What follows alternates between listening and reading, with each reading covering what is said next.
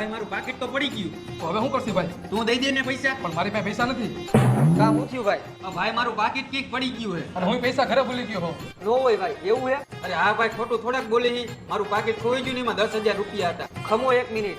આ લોકોનું પાકીટ ખોવાઈ ગયું એ તો મારી પાસે હે. પાકીટમાં 10,000 રૂપિયા હે અને આ લોકોનું બિલ રહ્યા 500 રૂપિયા. હાલને આ લોકોને હું જવા દઉં. કાંઈ વાંધો નહીં ભાઈ, હું તમારી તકલીફ સમજુ હોઉં. જાઓ ને તમે, બિલ નથી જોતું. થેન્ક યુ હો ભાઈ, થેન્ક યુ. આવા કાળા કળિયુગમાં હજી માણસે જીવે છે ભાઈ. સાચી વાત છે તારી ભાઈ.